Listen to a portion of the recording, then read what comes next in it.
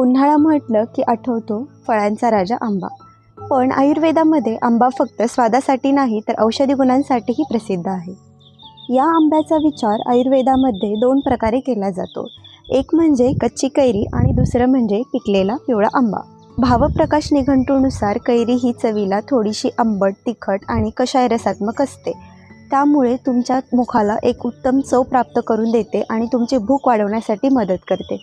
पण अतिप्रमाणात खाल्ल्यास यामुळे पित्त आणि वातदोष वाढतो आणि त्यामुळे बऱ्याच लोकांना कैरी खाल्ल्यानंतर डोकेदुखी किंवा अम्लपित्तासारखा त्रास होतो.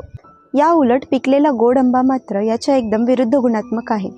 असे म्हणतात, पक्वम तु मधुरम वृक्षम स्निग्धम बलशुक्रप्रदम. म्हणजेच हा आंबा चवीला गोड असा असतो आणि त्याच्या गुणांनुसार तो स्निग्ध आहे, तसेच शीतवीर्यात्मक आहे. म्हणजे आंबा हा उष्ण नव्हे तर शीत आहे आणि ह्या आंब्यामुळे तुमच्या शरीराचं उत्तमरित्या पोषण होतं.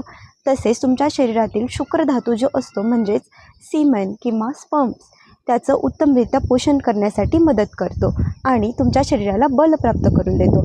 म्हणूनच योग्य प्रमाणात आणि योग्य पद्धतीने खाल्लेला आंबा शरीराला कधीच बाधत नाही.